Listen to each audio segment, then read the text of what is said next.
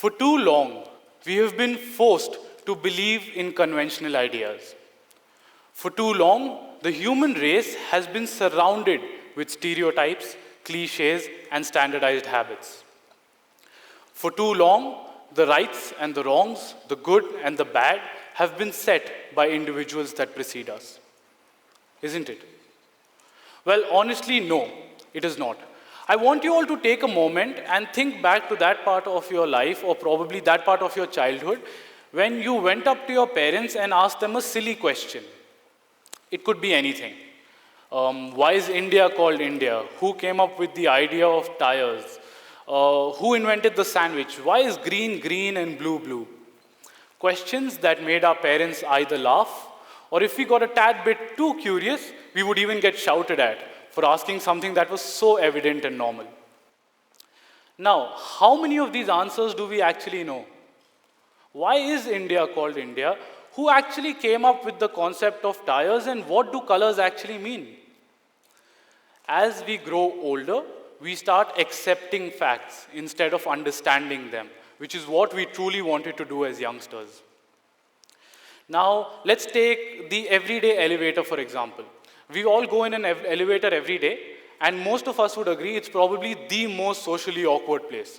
You walk in with a straight face, you look left, you look right, you look up, down, use your phone, and you walk out with a straight face. But try putting a bunch of 6 or 7-year-olds into that elevator. They will come out being the best of friends. Probably the fastest best friends ever made, but they will definitely be best friends. How many of us have heard the statement, youth is the best part of our lives? Can I have a show of hands? Right? Many people say this. Why do they say this? Why do people say this? Why is it believed so? It is because the youth is free from the realms of undesired norms of the society. The youth has a free mind, which is its biggest gift. Now, when I was in middle school, I was always that student who wanted to do a little more than just the education part. I wanted to learn a little extra and be part of some extracurricular activities. And there was this one time when everybody was talking about global warming. There was no other issue that time. No one was talking about terrorism. It was all global warming and climate change. And being the curious kid that I was, I joined 2 clubs at school. One was the EPIC and the other CMCA, to work on the environment. I was asking too many questions. I was asking way too many questions and receiving too little answers. And being a public speaker, I used to watch a lot of TED Talks. And that is exactly when I stumbled upon Sir Al Gore's TED Talk. Sir Al Gore is the former Vice President of the United States.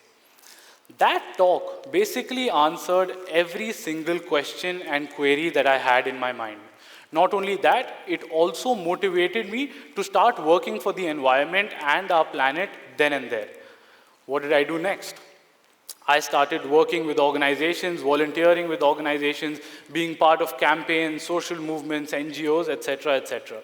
And as my work grew, I was invited to the Climate Reality Leadership Training Program, where I was trained by some of the most well-known people in the field of law, medicine, politics, and Sir Al Gore himself.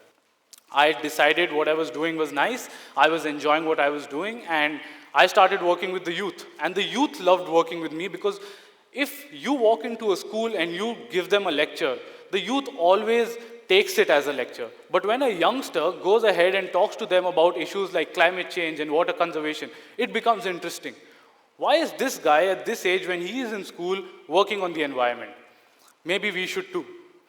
Now, climate change was the first thing I did. I started with activism. I was going to schools and colleges, corporate organizations, Rotary clubs, Leo clubs. One of my most prestigious presentations was with the Indian Army, and tons of such things.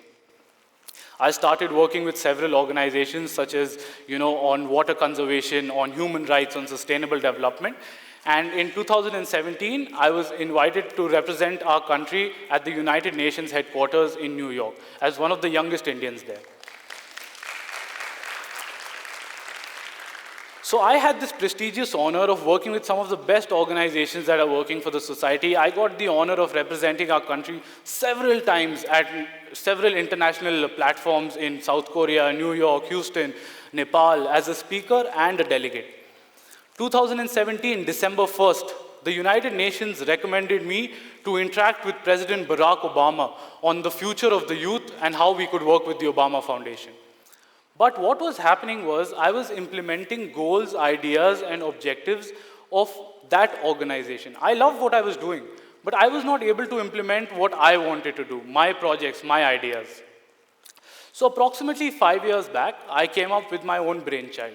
This was called the Such Foundation. Now, the Such Foundation aims at starting the biggest youth network in this world of young leaders connected together through a network who are working on the several sustainable development goals. It could be anything: human rights, quality education, water conservation, climate change, anything. What we do is we connect these leaders and we spare one full month for one leader.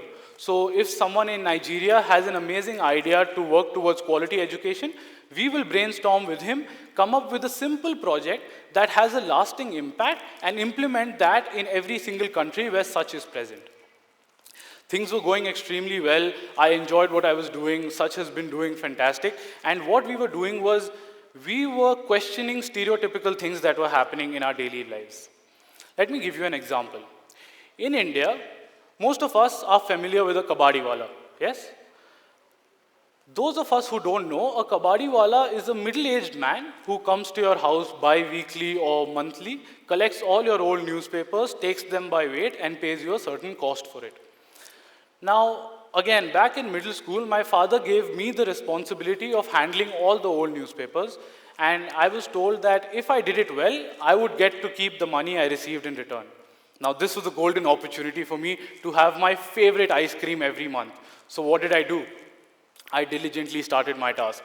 Every month, the kabadi wala would come, I would give him the papers, I would bargain for 1 extra rupee per kilo and get my money and enjoy and relish my ice cream every month. Until this one month, when I was having my ice cream, I saw the kabadi wala. Now, the kabadi wala was always seen with 3 things: a cycle to commute, rag bags to collect all the old newspapers, and an old rusty weighing machine. So that day, as I was relishing my ice cream, I saw the kabadi wala on his cycle with one of his sons in front, one at the back, 2 rag bags on each side filled with newspapers. And with each and every pedal, I could see the drop of sweat go down his forehead, which reflected the hard work and that he had put in that day.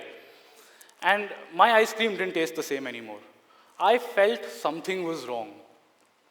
Someone who comes from a rather not so secure background, someone who is unsure if he's going to have his next meal, if his family will have shelter the next day, was giving me money. I am someone that comes from a rather financially secure background. I felt it was wrong. So I decided that I wanted to do a little bit of a change in things. And I went to my father and I said, "Pa, I don't want to charge money anymore. I want to give him all my newspapers completely free of cost." He said, "Beta, if that's what you want to do, well, that's what you should." So month by month, he would come over, I would give him all my newspapers completely free of cost with no personal motives, and I was just happy with what I was doing. About 2 months into the practice, 3 months in, and 4 months in, I realized from our previous grades, we have so many books that are of no use to us anymore. We have magazines, we have novels. I decided I'm going to give it to him all. 8 months in, 9 months in, 10 months into the practice, he was happy and I was happy. I now realize we have tons of toys and clothes and old phone chargers and tons of things in our house, both old and new, which we don't use. I said I'm going to give him everything free of cost. 1.5 years in or 2 years in, the kabadi wala spoke the local language of Kannada and I only spoke English and Hindi. So we never communicated through words, but only through actions. Today these many papers, how much are you charging? No papers today. And this fine Sunday morning, after 2 years that this practice had been on, he came to my house, he rang the doorbell. I run to my door, I open the door, I see him there, I go to check if we have newspapers, and we had no newspapers that day to give. So I go back out and I say, "No newspapers today."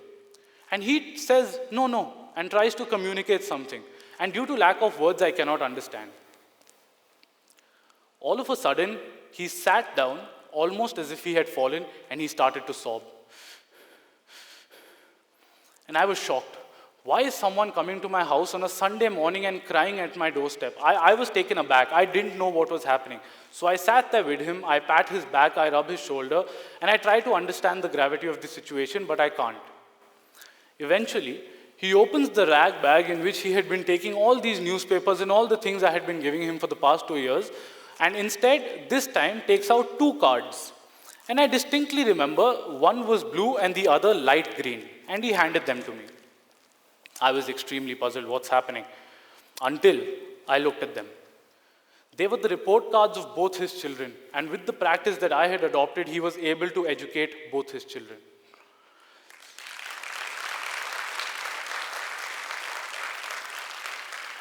At the mere age of, my early teenage, at the early stage of my teenage, I was able to help educate 2 Indian boys, simply by questioning an idea that would be considered stereotypically correct by all of us. Let's take the example of Ankit Quatra. Ankit Quatra is a young Indian boy who was at a fun family wedding when he saw tons of food going to waste. What did he do?